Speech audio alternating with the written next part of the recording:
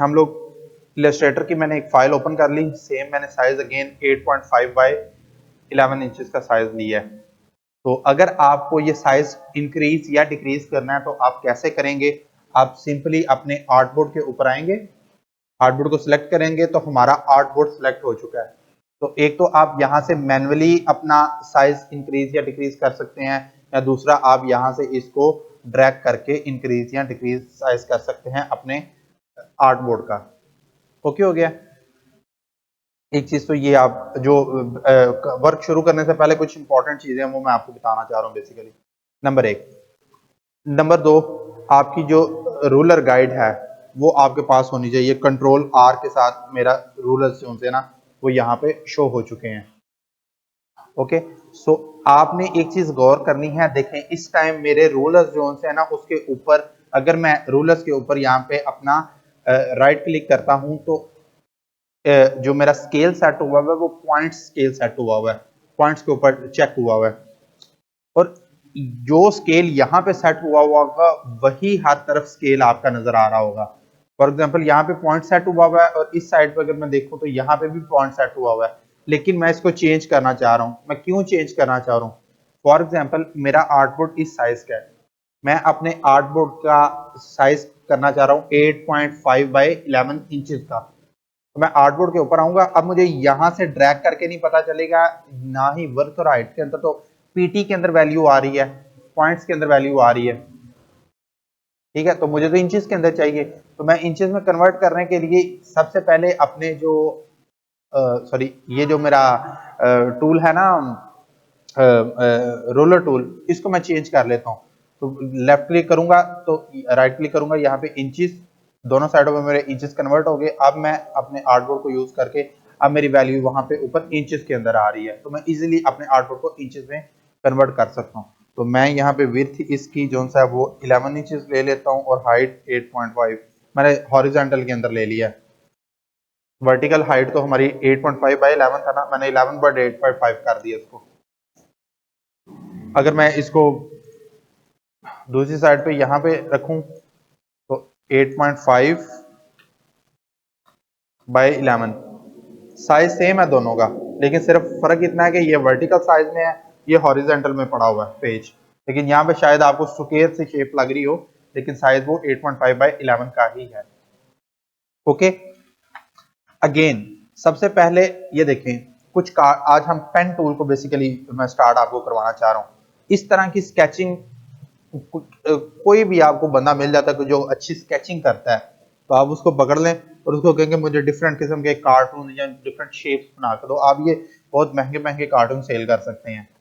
तो हम for example कोई भी, मैं बेसिकली आपकी जो प्रैक्टिस करवाना चाहता हूँ वो पेन टूल की मदद से करवाना चाहता हूँ। हम इस डॉग को ले लेते हैं, हम इसको ट्रेस कर, एक तो सिंपली ये है ना कि फॉर एग्जांपल इसको मैंने यहाँ से कॉपी किया और इलस्ट्रेटर के अंदर जाके जो हम कल ट्रेस टूल जो जिस तरह से हम उसको ट्रेस करते रहे हैं, लेकिन जब आपके पास एक पेंसिल होगी, पेंसिल की हेल्प से आपने जब एक स्केच बनाया हुआ है तो उसको जब आप ट्रेस करेंगे यहाँ पे आगे, क्योंकि वो इतने लाइट या ब्लैक नहीं होगी, या तो आप ये करें कि उसके ऊपर एक ब्लैक मार्कर के ऊपर जो सा ना स्केच के ऊपर ब्लैक मार्कर जो सी है उसके ऊपर प्रॉपर उसके इस तरह से डार्क कर ले और बाद में यहाँ से लाके उसको इमेज ट्रेस कर दे, तो काफी काम आपका आसान हो जाएगा।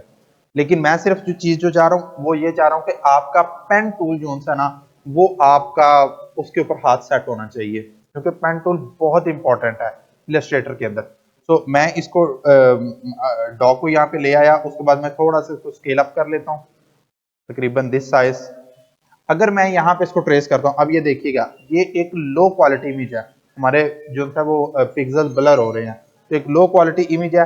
अगर मैं इसको फॉर एग्जांपल यहाँ से ट्रेस करना चाहता हूँ इमेज ट्रेस के ऊपर, तो ये देखें काफी वो हमारी जो इमेज है वो स्कैटर्ड होगी या कोई लाइंस बन नहीं रही, तो खराब हो गई है हमारी इमेज। मैं चाहे इसको फॉर एग्जाम्पल 3 कलर में 2 कलर में, तो मुझे करने का फायदा नहीं है, picture he black and white है। तो इसको मैं एक दफा ब्लैक एंड व्हाइट के अंदर देख लेता हूँ कि ये मेरे किस तरह से, फिर भी वो नहीं बना रहा उसको। अगेन इसको देखते हैं लाइन आर्ट के अंदर, चेक कर लेते हैं लाइन आर्ट के अंदर समहाउ ठीक है, लेकिन नहीं वो चीज नहीं बनी। तो ये एक अलग से, जैसे हमने कल एक लोगो का देखा था ना कि किसी के पास अगर एक राष्ट्र लोगो है तो आप उसकी सर्विस प्रोवाइड कर सकते हैं कि उसको अपस्केल कर दें। तो इसी तरह अगर किसी के पास को बड़ा कार्टून है, बड़ा खूबसूरत कार्टून है, लेकिन उसके पास रास्टर के अंदर मौजूद है, वो इसका इलस्ट्रेटर बनवाना चाह रहा है, जैसे कि हमने ये पीछे गूगल के अंदर एक एग्जांपल अभी थोड़ी देर पहले देखी थी, फॉर एग्जांपल दिस रैबिट। अब उसका ब्लैक एंड व्हाइट वर्जन देखें और कलर वर्जन देखें। तो अगर इस टाइम पे इसको छोड़ दें, हमारे पास ये मौजूद है और क्लाइंट हमसे कह रहा है कि आपने ये मुझे बना के देना और फिर उसके अंदर आप कलर्स भी करेंगे डेफिनेटली, तो इसको हम देखते हैं कैसे हमने स्टार्ट करना है। मैं इस डॉग की एग्जांपल ले रहा हूँ। मैं सबसे पहले इसको लॉक कर लेता हूँ लेयर को, ताकि ये हिले ना। एक दफा मैं इसको फिक्स कर देता हूँ। तो मैं अगेन ऑब्जेक्ट पे जाऊंगा, या तो मैनुअली यहाँ से सेक्शन लॉक कर दूंगा, या सिंपल कंट्रोलर 2 प्रेस करूंगा, इसको सिलेक्ट करके कंट्रोल 2 प्रेस करूंगा, तो ये लेयर मेरी लॉक हो जाएगी। ओके, अच्छा, अगेन कल हमने उस दिन मैं आपको कल एक चीज बता रहा था कि इलस्ट्रेटर के अंदर लेयर्स का कॉन्सेप्ट नहीं है, फोटोशॉप के अंदर लेयर्स का कॉन्सेप्ट है। लेकिन हकीकत यह है कि फोटोशॉप के अंदर भी लेयर्स होती हैं, लेकिन हम उस तरह से काम नहीं करते उन लेयर्स के ऊपर। अब मैं अगर इसकी लेयर्स आपको दिखाना चाहूँ तो ये देखें, यहाँ पे पैनल के अंदर लेयर्स का ऑप्शन मौजूद है, और अगर मैं यहाँ पे क्लिक करूँ तो यहाँ पे मेरी वो सारी लेयर्स बनती जाएंगी। ये मैंने अभी अभी लॉक किया लेयर, तो यहाँ पे लॉक आ रहा है लेयर का। ओके, तो यहाँ पे भी हमारे पास लेयर्स बनती है, लेकिन हम इन लेयर्स को यूज नहीं करते। मैं एक अपने थोड़े टूल सेट कर लूँ यहाँ पे। ओके, अब मैं गया अपने पेन टूल के ऊपर, और अगेन मैं पेन टूल की हेल्प से इसको सारी इमेज को ट्रेस करूंगा।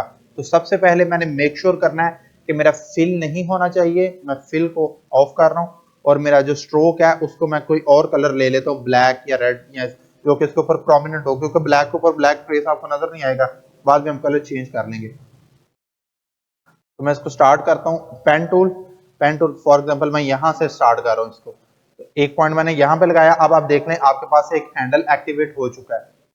अभी मैं एक क्लिक मैंने किया और उसके बाद एक जो लाइन है वो एक्टिवेट है, बेसिकली पाथ। हाँ, इससे भी पहले आपने जो चीज मेक श्योर करनी है, जब आपने अपना पेन टूल यूज करना है, फॉर एग्जांपल सॉरी यहाँ पे, ओके जी, जब आप अपना पेन टूल यूज कर रहे हैं तो ये देखें, मैं राइट क्लिक करके देख रहा हूँ कि पेन टूल के अंदर मेरे पास मल्टीपल ऑप्शन है। एक है पेन टूल, एक है ऐड एंकर पॉइंट टूल, एक है डिलीट एंकर पॉइंट टूल, एक है anchor point tool, anchor point tool. हाँ, तो ये डिफरेंट तरीके से काम करेंगे, लेकिन हम इनको एक ही की से कंट्रोल करेंगे सबको। तो पेन टूल हम चूज कर रहे हैं। अगर फॉर एग्जांपल बाय डिफॉल्ट यहाँ पे ये टूल प्लस वाला है, तो हम प्लस वाला नहीं, हम जस्ट पेन टूल यूज करके चलेंगे। ओके, रेड स्ट्रोक मैंने ले लिया, पेन टूल ले लिया, और अब यहां से मैं स्टार्ट कर रहा हूं। फॉर एग्जांपल ये मेरा हैंडल एक्टिव है, इस टाइम लाइन एक्टिव है, तो मैं पहला अपना, अच्छा आपने ना यहाँ पे ये चीज, ये प्रैक्टिस के साथ आपको ये चीज आएगी। यहाँ पे आपको कोई इस पास से लेके ये जो लाइन है सारी इस तरह तक, ये जो डॉग की फेस बन रहा है, यहाँ पे आपको कुछ स्ट्रेट लाइन नजर आ रही है, ये तकरीबन कर्व ही है सारा इस तरह करके। ठीक है, तो जो कर्व है आपने देखना है कि आप उस लेवल तक जाएं जहां पे आगे थोड़ी सी स्ट्रेट लाइन आ रही है, उससे पीछे। फॉर एग्जांपल अब आप ये देखें, ये तकरीबन इतनी सी स्ट्रेट लाइन है यहाँ पे। ठीक है, उसके बाद फिर कर्व स्टार्ट हो गया। सो मैं उस स्ट्रेट लाइन से पहले अपना एंकर पॉइंट एक लगाऊंगा, ताकि मैं वहां से उसको राउंड कर सकूं पीछे से इक्वली। तो मैं जस्ट यहाँ पे क्लिक कर रहा हूँ, और अपने क्लिक को उसके बाद इस तरह से ड्रैग कर रहा हूँ, for example this one. Okay, अभी तक अब मैंने एक पॉइंट लगा दिया, उसके बाद स्टिल मेरी जो पाथ है वो एक्टिवेट है आगे मूव करने के लिए। ओके हो गया। तो यहाँ पे हमारे पास दो हैंडल्स हैं, अगेन वो फोटोशॉप वाला ही बेसिकली ये सारा है, लेकिन यहाँ पे हम इसका इस्तेमाल बहुत ज्यादा करेंगे। तो मैं जस्ट अपने कीबोर्ड के ऊपर ऑल्ट का बटन प्रेस करूंगा। अब यहाँ पे मैंने सिंपल एक अपना जो पेन टूल है उसको एक्टिवेट किया हुआ है। मैं जैसे ही ऑल्ट का बटन प्रेस करूंगा तो यहाँ पे आके इसके ऊपर जब मैं क्लिक करूंगा तो यहाँ पे मुझे एक हैंडल खत्म करने की ऑप्शन मिलेगी। तो मेरा एक हैंडल जो फॉरवर्ड हैंडल है, जो आगे की तरफ मूव करवा रहा है, उसको मैंने रिमूव कर दिया। अब अगर गौर से यहाँ पे देखें ना, जब मैंने ये पॉइंट्स क्रिएट किए थे, for example let me activate this, जब मैंने ये पॉइंट एक्टिवेट किए थे, ये देखें दो हैंडल्स है ना, यहाँ पे हमारे पास हैंडल एक फॉरवर्ड हैंडल होता है और एक बैक जाने के लिए हैंडल मौजूद होता है। ये जो हैंडल है ना आगे की तरफ मूव कर रहा है, ये अगले जो हम कर्व बनाएंगे ना उसके लिए यूज हो रहा है। ये जो हैंडल है ये हमारी ये जो पीछे कर्व बनी है ना इसको कंट्रोल करने के लिए यूज हो रहा है, तो ये आपने माइंड में रखना है। अच्छा, मैं यहाँ पे माइनस प्रेस करके इसको खत्म कर रहा हूँ और उसके बाद मैं तकरीबन यहाँ पे इतनी स्ट्रेट, बल्कि यहाँ पे भी थोड़ा सा हल्का सा कर्व है, बिल्कुल स्ट्रेट लाइन नहीं है, तो मैं यहाँ पे अपना पॉइंट लगाकर हल्का सा उसको दिस वन, ओके। अगेन मैं माइनस प्रेस करके एक हैंडल अगला खत्म कर रहा हूं और अगेन दिस वन, अगेन है माइनस करके और तकरीबन दिस वन और यहाँ पे दिस वन, तकरीबन स्ट्रेट लाइन है दिस वन। अच्छा, स्ट्रेट लाइन के लिए अब आपको इसको माइनस करने की जरूरत नहीं है क्योंकि वो बिल्कुल स्ट्रेट लाइन आ रहा है, तो हमें फॉरवर्ड जो हैंडल है उसको रिमूव करने की जरूरत, तो मैं एज इट इज चलूंगा। यहाँ पे जाके अगेन जो सा इसका, क्योंकि हैंडल तभी बनेंगे जब आप कर्व उसकी करेंगे, हैंडल सभी एक्टिवेट होंगे, तो तकरीबन यहाँ पे और उसके बाद तकरीबन यहाँ पे, उसके बाद यहाँ पे अगेन माइनस प्रेस कर रहा हूँ, अब यहाँ पे और हमारा ये तकरीबन ये फेस आ रहा है, हाँ ऐसा दिस वन, दिस वन। अब अच्छा, अब आप देखें मैं इस एंकर को इस पॉइंट को इस पॉइंट के साथ मिलाने जा रहा हूं। जब मैं इन दोनों को आपस में अटैच कर दूंगा तभी मेरा पाथ कंप्लीट होगा, ओके। तो मैं जैसे ही इसके ऊपर बिल्कुल पॉइंट के ऊपर पॉइंट लेके जा रहा हूं, वो देखें मेरे बिल्कुल पेन के नीचे एक सर्कल क्रिएट हो गया। तो आपको हल्का सा सर्कल जो D 0.69 इंचेस मेरी एक वैल्यू आ रही है उसके बिल्कुल नीचे एक छोटा सा जो सर्कल है वो क्रिएट हुआ हुआ है। मैं इस सर्कल के ऊपर ले जाके इसको साथ ही क्लोज कर रहा हूं और साथ ही तकरीबन इसको दिस वन, और उसके बाद मैं अपने वी प्रेस कर दिया, अपने मूव टूल के ऊपर आ गया, तो ये देखें मेरे पास तकरीबन एक शेप बन के आई है। इसी की हेल्प से सिर्फ दो चीजें आपने माइंड में रखनी है पेन टूल यूज करते हुए। ये देखें this one and this one, यहां पे लाके अगर फॉर अच्छा, अब आप चाह रहे हैं कि बस मैं इसको हम लाइन के लिए भी यूज कर सकते हैं, अब आप चाह रहे हैं कि वो इसको मैं कैसे खत्म करूं, तो ये खत्म कैसे होगा, सिंपली आप वी प्रेस कर देंगे, मूव टूल के ऊपर जाएंगे तो वो ऑटोमेटिकली खत्म हो जाएगा। तो हम इसकी मदद से लाइन भी लगा सकते हैं। अगेन मैंने एक छोटी सी वेवी लाइन बनानी है पेन टूल की मदद से, तो मैं एक पॉइंट अपना यहाँ पे लगा रहा हूँ, दूसरा पॉइंट यहाँ पे लगा के और इसको हल्का सा इस तरह। अब आप देख रहे हैं जो मेरा जो बैक पे हैंडल है वो मेरी बैक देखें, वो जैसे नीचे मूव किया तो वो जो पीछे वाली कर्व वो नीचे की तरफ बनी है, अगर वो ऊपर की तरफ जा रहा है तो ऊपर, तो बैक हैंडल जो है वो जो मेरा पीछे वाला पाथ है उसको कंट्रोल कर रहा है, तो जो मेरा फॉरवर्ड हैंडल है वो आगे जो पाथ बनेगा उसको कंट्रोल करेगा। फॉर एग्जाम्पल मैं यहाँ पे लाके इसको छोड़ देता हूँ। अब देखें, अब मैं इसको रिमूव नहीं कर रहा, फॉरवर्ड जो मेरा हैंडल है उसको मैं कट नहीं कर रहा, माइनस नहीं कर रहा, तो वो ऑटोमेटिकली एक्टिवेट है आगे, तो वो मुझे खुद ही डायरेक्शन दे रहा है। मैंने लाइन सीधी लगानी है लेकिन सीधी नहीं लग रही, क्यों, क्योंकि ये मेरा हैंडल ऊपर की तरफ है, तो जो मेरा नेक्स्ट लाइन जाएगी वो ऐसे ही कर्व होके आएगी, तो इसलिए मुझे इसे रिमूव करना पड़ता है कि मैंने स्ट्रेट लाइन लगानी है, मैं इसको रिमूव करके अब देखें मैं शिफ्ट प्रेस करके बिल्कुल स्ट्रेट लाइन लगा रहा हूं। तो पेन टूल इस तरह से वर्क करता है। तो पेन टूल की मदद से आप कोई भी शेप क्रिएट कर सकते हैं इलस्ट्रेटर के अंदर हाई क्वालिटी इमेज। तो आप ट्राई करना कोई भी, फॉर एग्जांपल यहाँ पे मैं अगेन आ जाता हूँ अपने गूगल के ऊपर, तो मैंने ऊपर लिखा हुआ है black and white cartoon sketch to colour illustration मैंने लिखा हुआ है, चलो मैं इसको रिमूव कर देता हूँ। सिंपल, ये देखें आपको मुख्तलिफ किस्म के कार्टून स्केचेस मिलेंगे, आप किसी एक को पकड़ लें और उस पर प्रैक्टिस स्टार्ट करें अपनी। जितनी प्रैक्टिस करते जाएंगे, जितनी प्रैक्टिस करते जाएंगे आपका पेन टूल उतना ही स्ट्रांग होता जाएगा। तो इस पेन टूल पे आपने सबसे ज्यादा ट्राई करना। और इलस्ट्रेटर मैंने आपको बताया, इलस्ट्रेटर के नाम से पता है इलस्ट्रेशन, तो हम यहाँ पे मुख्तलिफ चीजों की इलस्ट्रेशन बनाते हैं, कार्टून मेकिंग होती है इसके ऊपर और इस तरह की बाकी सारी चीजें, और इसके ही ऊपर हम 3D कार्टून भी बनाना सीखेंगे कि आप कार्टून को 3D शेप कैसे दे दे, मुख्तलिफ ऑब्जेक्ट 3D कैसे बना सकते हैं। इवन इलस्ट्रेटर को आज के दौर में इसके लिए नक्शे बनाने के लिए भी यूज किया जा रहा है। हालांकि जो प्रोफेशनल टूल्स हैं वो तो ये 3D सॉरी ऑटोकैड वगैरह और 3D मैक्स और इस तरह के टूल्स होते हैं ना, लेकिन इलस्ट्रेटर को भी अब यूज किया जा रहा है और उसकी भी मैं एक नीश आपको अभी बताता हूँ कि वो क्या नीश है। अच्छा, अब आज मैं जो इसकी नीश की बात कर रहा हूँ, रियल एस्टेट्स के जो फ्लोर प्लान होते हैं उनकी। फॉर एग्जांपल मैं कोई भी फ्लोर प्लान ओपन करता हूँ,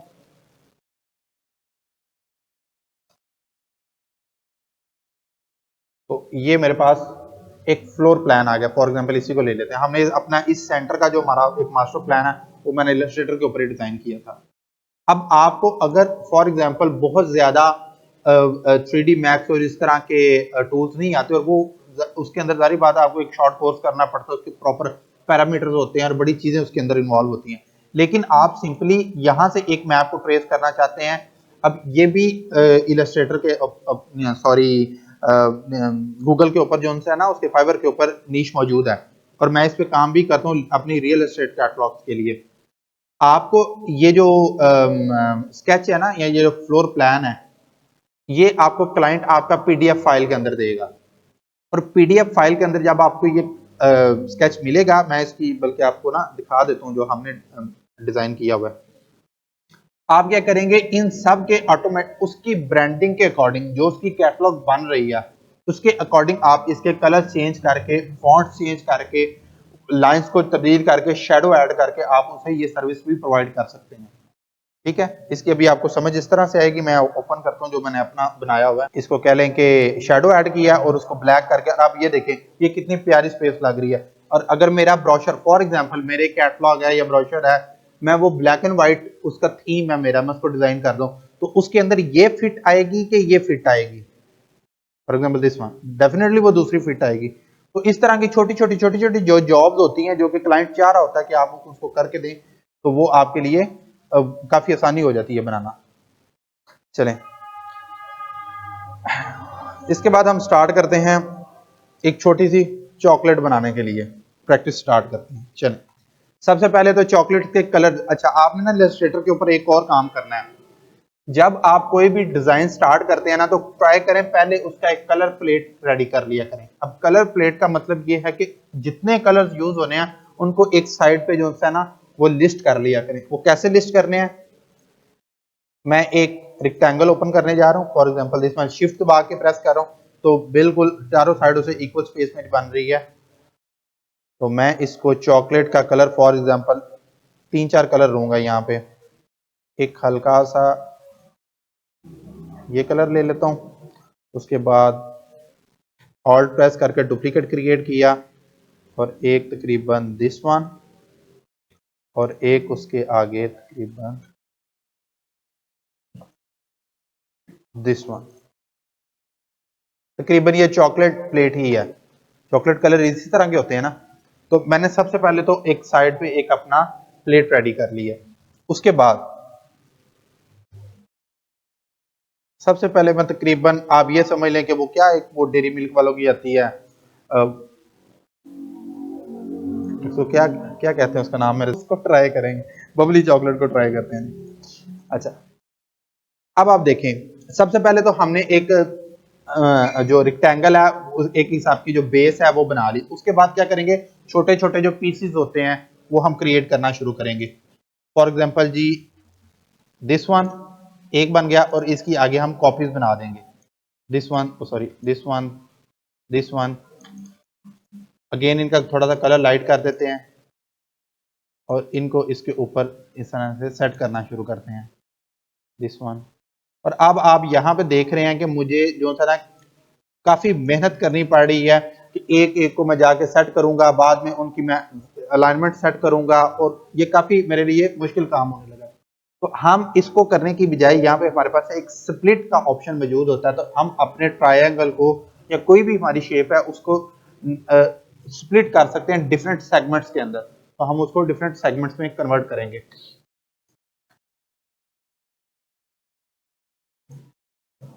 इसको मैं डिलीट कर देता हूँ एक, बल्कि मैं लेना और ले लेता हूँ नीचे, और इसका कलर मैं दिस वन कर देता हूँ।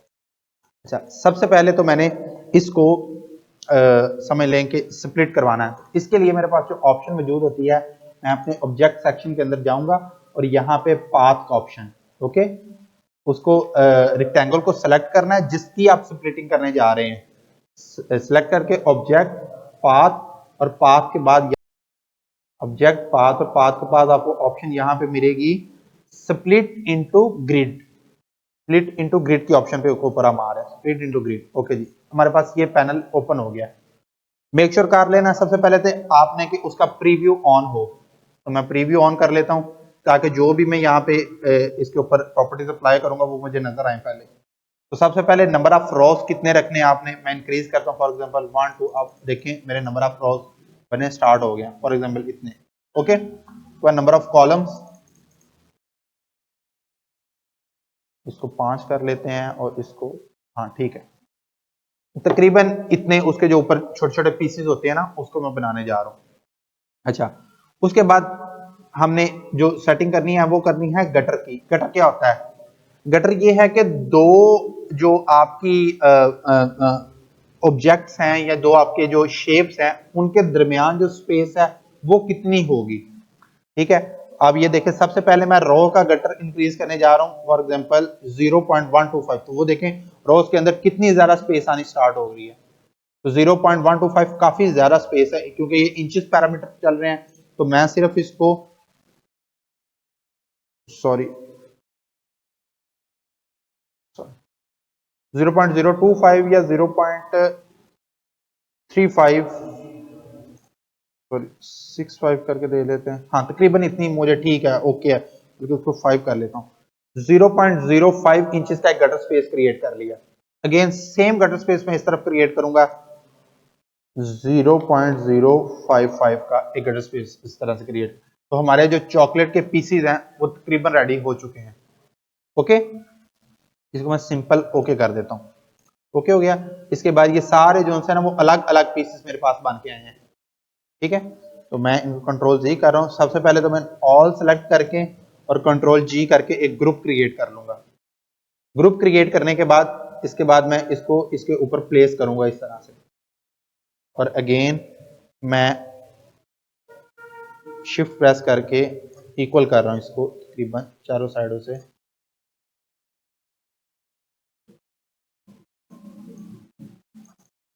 तकरीबन इतना।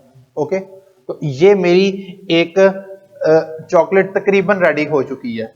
लेकिन क्योंकि अब हमने इसको 3D इफेक्ट्स के अंदर लेके जाना है, 3D शेप्स बनानी है, इसकी प्रॉपर लगे कि ये एक चॉकलेट है, उसके अंदर अब हम इसको कन्वर्ट करेंगे। सबसे पहले मैं अगेन इसको सिलेक्ट कर रहा हूं और कंट्रोल जी ग्रुप कर लिया सारे को, क्योंकि हमने पूरी शेप को 3D के अंदर लेके जाना है। तो इसके लिए हम जाएंगे अपने विंडो ऑप्शन के अंदर, और यहाँ पे हमें ऑप्शन मिलेगा, अगर मैं थोड़ा सा इसको अप करूं तो ये देखें 3D एंड मटेरियल्स के ऑप्शन के ऊपर। ठीक है, अगेन ये चीज मैं रिपीट कर दूं कि ये हर सिस्टम के अंदर नहीं चल सकता, क्योंकि 3D जो इफेक्ट्स होते हैं ना वो थोड़ी सी ज्यादा पावर लेते हैं सिस्टम की। मेरे लैपटॉप के अंदर तो बहुत स्मूथ ये चलता है क्योंकि ये बहुत हैवी मशीन है। इन कंप्यूटर्स के अंदर थोड़ा सा ये टाइम लेगा चलने के लिए। जो इससे लोअर वर्जन होंगे उसमें सब बिल्कुल ही ना चलेंगे, हैंग हो जाएगा, बंद हो जाएगा, तो इस तरह की। लेकिन हम इसको स्टार्ट करते हैं 3D एंड मटेरियल। अगेन इसको सब को सिलेक्ट कर रहे हैं विंडोज 3D एंड मटेरियल्स के ऊपर, और ये देखें हमारे पास एक प्रॉपर्टी पैनल यहाँ पे ओपन हो गया 3D एंड मटेरियल्स का। यहाँ पे जाके अब हम अपने इस पूरी चॉकलेट को जिस एंगल से मर्जी, जिस एंगल का साइज, कितने पीसेस की इसके ऊपर जो वो इम्बोस टाइप वो हुई होती है वो कितनी होगी, इंग्रेव कितनी होगी, क्या आप करना चाह रहे हैं, लाइट किस सेक्शन से पड़े, शेडो की साइड पे आए, पूरा उसको 3D हम उसको मैनेज करेंगे। तो सबसे पहले तो मैं अपने ऑब्जेक्ट के ऊपर आ जाता हूँ। यहाँ पे 3 ऑप्शन हैं, ऑब्जेक्ट, मटेरियल और लाइटनिंग। ऑब्जेक्ट का मतलब है कि आप ऑब्जेक्ट को किस तरफ से देख रहे हैं या किस तरह का बनाना चाह रहे हैं, आप ये समझ लें।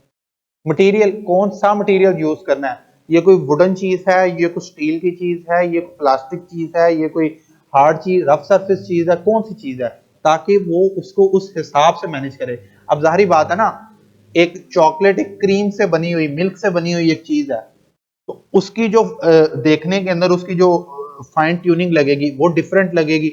और वही चीज आप एक प्लास्टिक की बना के रखते हैं तो उसको देखते ही पता चल जाएगी जो प्लास्टिक की है। तो ये चीजें हमने यहाँ पे नोट करनी है। तो सबसे पहले मैं अपने ऑब्जेक्ट के अंदर इनफ्लेट के ऑप्शन के ऊपर क्लिक कर रहा हूँ। इनफ्लेट, मैं जैसे उसको इनफ्लेट के ऑप्शन पे कन्वर्ट करूंगा क्रिएट 3D उसको वो देखें उसने रेंडर उसको 3D करना शुरू कर दिया, थोड़ा सा कंप्यूटर टाइम लेगा। अगेन इसके ऊपर भी क्योंकि इतना अच्छा ये भी सिस्टम नहीं है 3D के लिए, 3D के लिए काफी अच्छे सिस्टम्स आपको चाहिए होते हैं, तो ये थोड़ा सा टाइम लेगा। जैसे ये कंप्लीट होगा तो हमारी जो इमेज है वो 3D के अंदर बन के आ जाएगी, for example this one. Okay, तो अब समहाउ आपको एक 3D इफेक्ट मिलना स्टार्ट हो गया है। अभी भी हमें इसके ऊपर बहुत सारी एप्लीकेशन को अप्लाई करना है, प्रॉपर्टीज को अप्लाई करना है, ताकि प्रॉपर एक चॉकलेट का हम इसे शेप दें।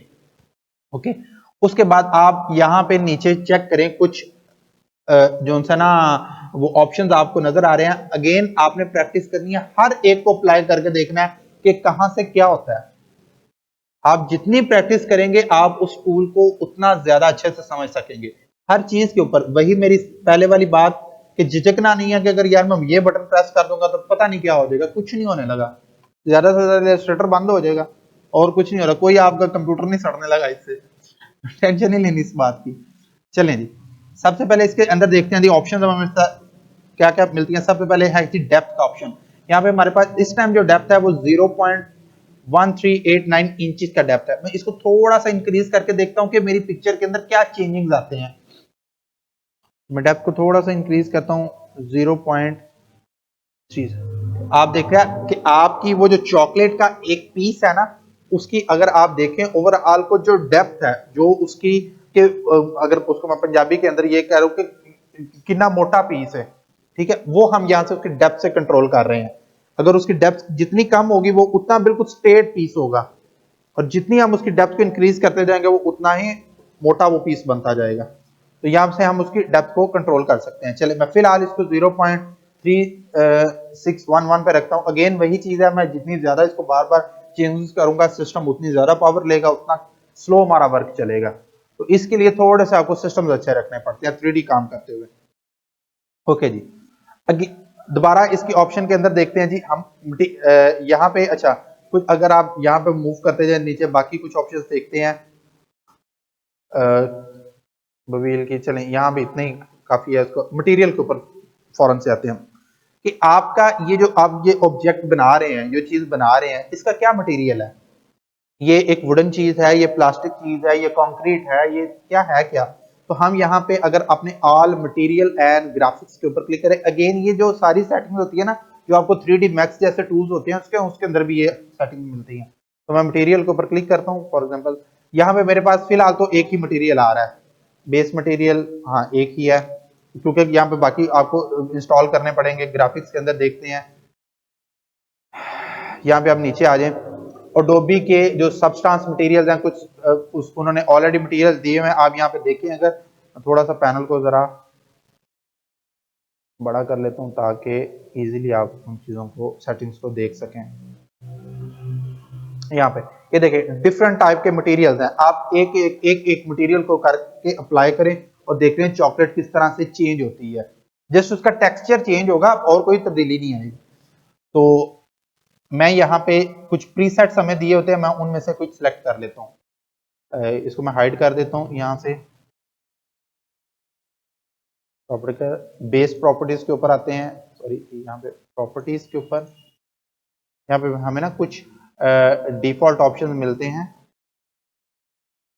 उनमें से चूज करते हैं। इस रफनेस को आप देखें कि रफनेस क्या है, किसी भी सरफेस का रफ कितना है और वो स्मूथ कितनी है। ये रफनेस हम बेस प्रॉपर्टी के अंदर उसको कंट्रोल कर रहे हैं। जितना ज्यादा उसको रफ करते जाएंगे वो उसकी सरफेस उतनी ज्यादा खुरदरी होती जाएगी, जितना उसको डिक्रीज करते जाएंगे वो उतनी ही स्मूथ और उस तरह से हो जाएगी। अब चॉकलेट का मटेरियल किस तरह का होता है, तकरीबन बहुत ही प्लेन, क्योंकि वो क्रीम चीज है, तो इसलिए हम इसकी रफनेस जो है वो कम से कम रखने की ट्राई करेंगे। तो मैं यहाँ पे तकरीबन 0.32 पे इसको ले आता हूँ। जैसे मैं सेटिंग चेंज किया, अगेन मेरा जो 3D रेंडर है वो उसको ये अप्लाई करवाएगा। देखें बार बार वो उसको अप्लाई करवा रहा है, तो सिस्टम काफी स्लो वर्क कर रहा है इसके ऊपर।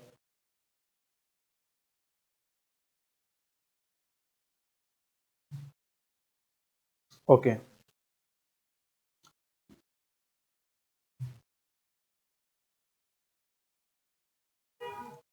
जाके और यहाँ पे 3D एंड मटेरियल्स के अंदर से हम लोग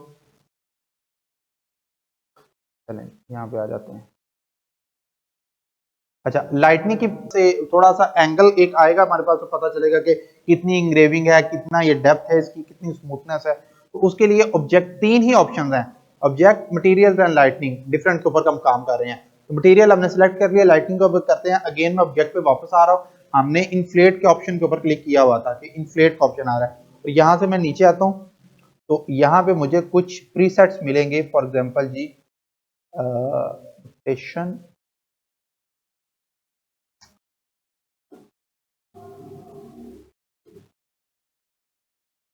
प्रीसेट्स, ऑब्जेक्ट के अंदर रोटेशन और रोटेशन के अंदर प्रीसेट। तो प्रीसेट के अंदर डिफरेंट ऑप्शन है। फ्रंट से आप ऑब्जेक्ट देखना चाह रहे हैं, बैक से, लेफ्ट से, राइट से, टॉप से, बॉटम से, ऑफ एक्सिस फ्रंट से, ऑफ एक्सिस बैक से। तो यहाँ पे एक ऑप्शन है आइसोमेट्रिक लेफ्ट राइट टॉप। लेकिन तो मैं आइसोमेट्रिक टॉप के व्यू से जरा उसको देखना चाह रहा हूँ कि ये किस तरह का नजर आता है। आइसोमेट्रिक टॉप को मैं सिलेक्ट करता हूँ, तो अगेन वो रेंडर की ऑप्शन जो था ना, वो थोड़ी देर के लिए रन होगी। और अब ये दोबारा ना उसको बंद कर दे, हमारा ऑब्जेक्ट जो है वो 3D के अंदर कन्वर्ट होके आएगा। ये देखें तकरीबन दिस वन। अब हम यहाँ पे देख रहे हैं कि ओहो, ये तो बहुत मोटी चॉकलेट बन गई है। इतनी इतनी तो नहीं होती। तो ये हमने कहाँ पे कंट्रोल किया था? मटेरियल्स के अंदर। मटेरियल्स के अंदर जाके हमने इसको, सॉरी, ऑब्जेक्ट के अंदर ही हमने इसको जो डेप्थ थी, हाँ इसकी डेप्थ थी वो इंक्रीज की थी। तो हम इसकी डेप्थ को थोड़ा सा कम कर लेते हैं। 26 है, इसको 20 पे ले जाता हूँ मैं एक मिनट के लिए।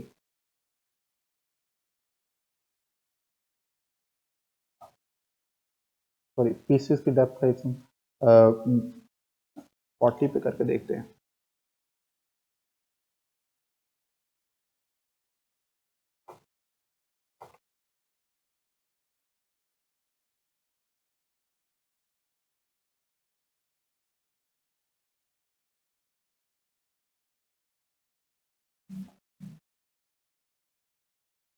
फोर्टी पे तो बहुत ज्यादा होगी। सॉरी, 10 पे करते हैं इसको।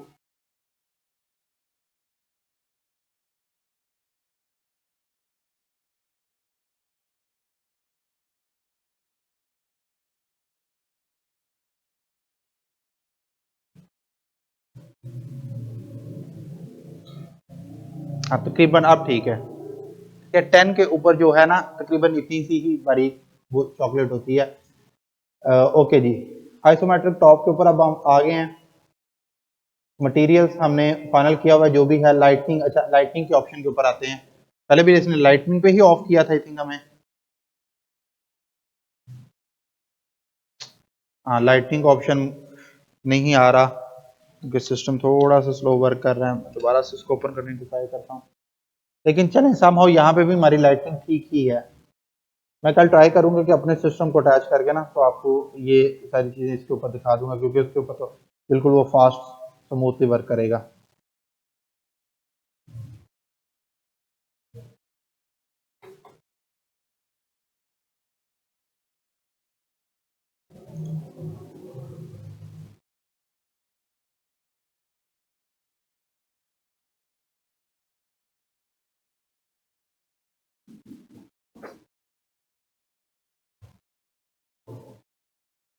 जस्ट इसको रेंडर करना रहेगा, मैं रेंडर करना आपको बस दिखा देता हूँ। अच्छा, एक ना टर्म बहुत ज्यादा यूज होती है ग्राफिक्स के अंदर, रेंडर। किसी को पता रेंडर होता क्या है? हाँ, मतलब रेंडर का कॉन्सेप्ट क्या है बेसिकली? रेंडर हम कहते हैं, ये देखें इस टाइम जो हमारा ऑब्जेक्ट है ना, ये इस टाइम एक्टिव स्टेट के अंदर है। 3D प्रॉपर्टीज के अंदर एक्टिव स्टेट के ऊपर है कि हम कोई भी किसी भी किस्म का, फॉर एग्जांपल जी, उसका कलर चेंज कर रहे हैं या उसकी स्मूथनेस, हार्डनेस उसको कंट्रोल कर पा रहे हैं। लेकिन सिस्टम बहुत ज्यादा पावर यूज कर रहा है उसके ऊपर। हर टाइम हम एक छोटा सा मूव भी करेंगे, छोटा सा उसका साइज भी कम करेंगे, वो दोबारा से वो उसको रेंडर करके और बनाएगा। तो लेकिन हम चाहते हैं कि जब हमारा प्रोडक्ट फाइनल हो जाता है ना, उसके बाद जस्ट उसे हम एज अ पिक्चर यूज कर लें, या एज अ जो हमारी जो भी फाइल है उसको हम यूज करना चाह रहे हैं, तो हम उसको रेंडर कर देते हैं उस इमेज को। ताकि उसकी वो जो प्रॉपर्टीज हैं सारी वो खत्म हो जाएं और हमारे पास वो जस्ट एज अ ऑब्जेक्ट या एज अ इमेज हमारे पास बाकी रह जाए। तो मैं यहाँ पे इसको अगेन सेलेक्ट करके विंडो के ऊपर जाके अपने 3D के ऊपर दोबारा आता हूँ। अब हम जल्दी से जस्ट उसका आइसोमेट्रिक टॉप करके और उसको रेंडर करते हैं। सबसे पहले प्रीसेट्स के ऊपर यहाँ पे आइसोमेट्रिक टॉप के ऑप्शन के ऊपर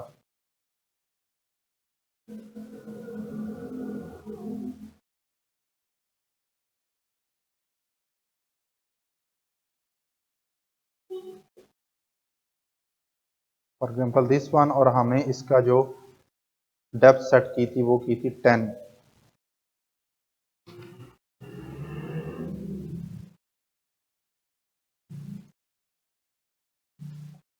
जब आप प्रेस करेंगे या तो टैब प्रेस करके नेक्स्ट बटन के अंदर आ जाए या किसी भी एक साइड पे क्लिक कर दें ताकि वो उस एडिटिंग मोड से बाहर आए और उसको अप्लाई करें। तो दिस वन, अच्छा ये है हमारे पास रेंडर का ऑप्शन। तो यहाँ पे जाके हम रेंडर की आपके डिफरेंट टाइप्स हैं, इसको बाद में लेटर पढ़ेंगे। क्या आपने सिंपली ये जो बटन बड़ा हुआ है यहाँ इसके ऊपर आप क्लिक करेंगे तो आपकी ये जो इमेज है ये प्रॉपर रेंडर हो जाएगी। मैं इसके ऊपर जस्ट क्लिक कर रहा हूँ और अगेन ये वही सिस्टम की परफॉर्मेंस के ऊपर डिपेंड करता है कि उसको कितनी जल्दी रेंडर करता है। तो इसने इसकी रेंडरिंग स्टार्ट कर दी है। इसको प्रॉपर अब वो एक इमेज की शक्ल में लेके आएगा।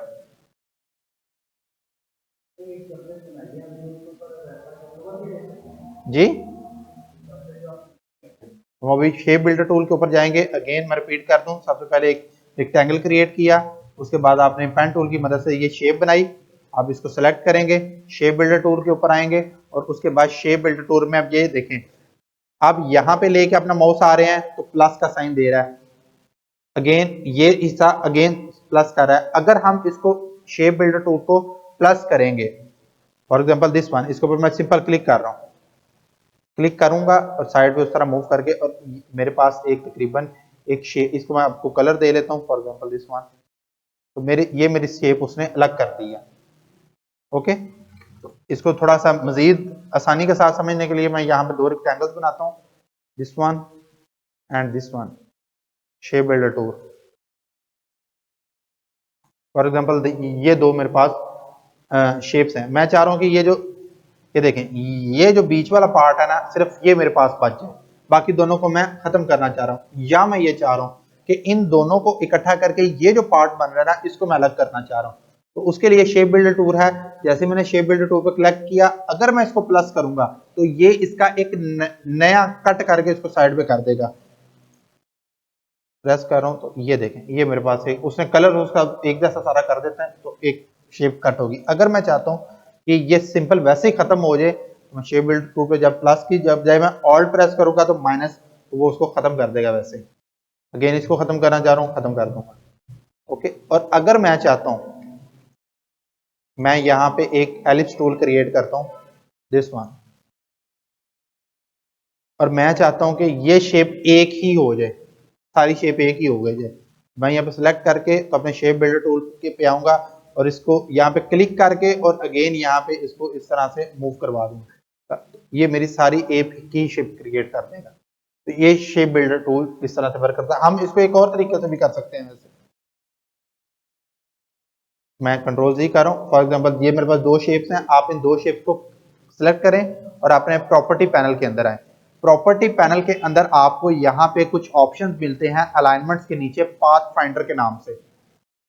आप इन सबको एक एक दफा ट्राई करके देखना कैसे वर्क करता है। फॉर एग्जांपल सबसे पहले आपको एक नजर आ रहा है, इसको हम कहते हैं यूनियन करना, कंपाउंड करना, यूनाइट करना, दोनों ऑब्जेक्ट्स को एक ही बना दो। मैं जैसे इसके ऊपर क्लिक करूंगा तो वो दोनों ऑब्जेक्ट्स को एक ही बना रहा है। ठीक है, अगर मैं इन दोनों को सिलेक्ट कर रहा हूं और ये देखें, ये क्या है, इसमें एक ऑब्जेक्ट जो है ना वो माइनस हो जाएगा और एक जो है ना वो हमारे पास शेप बच जाएगी। For example this one. Okay, और अगेन इनको सिलेक्ट करके मैं इसको, इसमें जो कॉमन पार्ट है ना वो, ये मुझे अब याद नहीं आ रहा कि मैथ्स के अंदर या क्वेश्चन भी थे या पता नहीं केमिस्ट्री के अंदर इस तरह का ना एक है, वो जब बॉन्ड्स बनते हैं आपस में तो वो एक शेयर करता है बॉन्ड और एक इस तरह करके ना कोई वो सीन था, मुझे केमिस्ट्री नहीं आती। तो ये वही सीन है, ये इसके अंदर एक अलग से उसने जो सेंटर वाली शेप है वो क्रिएट कर दी है। अगेन मैं इसको करूंगा तो साइडों वाली दोनों शेप्स मेरे पास बच जाएंगी। अनग्रुप कर रहा हूँ, साइडों वाली दो शेप्स बन रही होगी, तो इनकी हेल्प से आप पाथ फाइंडर की हेल्प से अगेन डिफरेंट शेप्स आप क्रिएट कर सकते हैं। ऑप्शन पड़ी थी सेम, और फिल कलर पे क्लिक करेंगे तो उसी तरह के सारे कलर को सिलेक्ट कर लेगा। हम सिंपल अपना कोई भी एक ऑब्जेक्ट सिलेक्ट करते हैं, फॉर एग्जांपल दिस वन, और उसके बाद यहाँ पे हमारे पास ऑप्शन है, ये देखें मैजिक टूल, जो मैजिक वैन टूल है, इसके ऊपर क्लिक करेंगे और जैसे इसके ऊपर क्लिक करें उसी शेप के सारे वो कलर, बेसिकली कलर आइडेंटिफाई कर रहा है, उसी कलर के सारे शेप्स को वो कलर को सिलेक्ट कर लेगा। ठीक है, तो ये ऑप्शन मौजूद है। तो खैर हम इस बाइट के ऊपर वर्क कर रहे थे, वो बीच में ही मरी रह गई है, तो मैं इसको खत्म करके, सॉरी मेरी चॉकलेट ही डिलीट हो गई है, तो उसको मैं कंट्रोल ही कर लेता हूँ, वो दोबारा उसको, क्योंकि वो इमेज नहीं थी बनी हुई, रेंडर ही पड़ी हुई थी, तो अगेन उसका रेंडर क्रिएट कर चले गए। चलें इसी पे आ जाते हैं, इस पे शायद हमें बन जाए क्योंकि ये छोटी शेप है, आसानी से बना देगा। विंडो 3D इनफाइनाइट इनफ्लेट के बाद रीसेट का ऑप्शन, रीसेट का ऑप्शन पे ऑटोमेटिक टॉप, काफ़ी ज़्यादा इसकी जो डेप्थ है वो काफ़ी ज़्यादा है, हम डेप्थ को थोड़ा सा कंट्रोल करते हैं, 5 पे लेके आते हैं या 2 पे लेके जाते हैं, बिल्कुल ही कम कर दिए, 10 पे क्रिएट करते हैं, 5 पे करके देखिए, 5 ठीक है, और उसके बाद हम इसको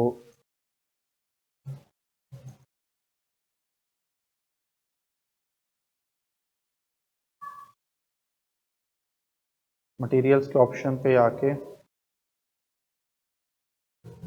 रफनेस उसकी थोड़ी सी मैं डिक्रीज कर रहा हूँ, दिस वन,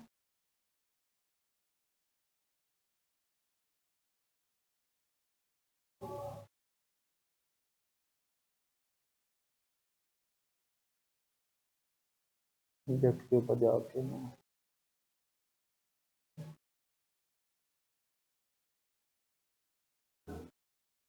इसको कोई डिफरेंट एंगल देखते हैं, इसको मैं तो साइड से देखते हैं, हाँ ये दोस्तों बिल्कुल इसको कन्वर्ट ऑटोमेटिक बॉटम, बॉटम से आएगी, बल्कि टॉप ही हमारे पास ऑप्शन है देखने के लिए इसको।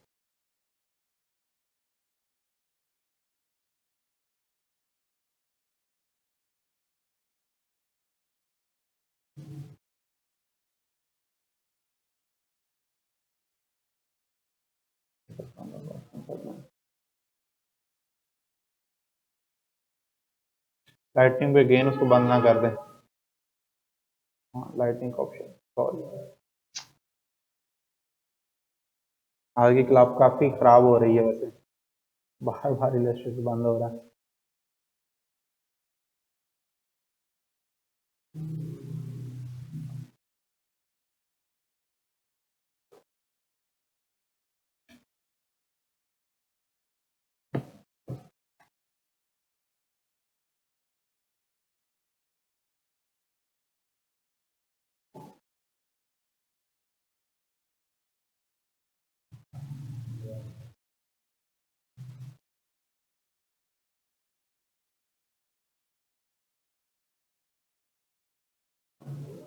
जी जी जी जी,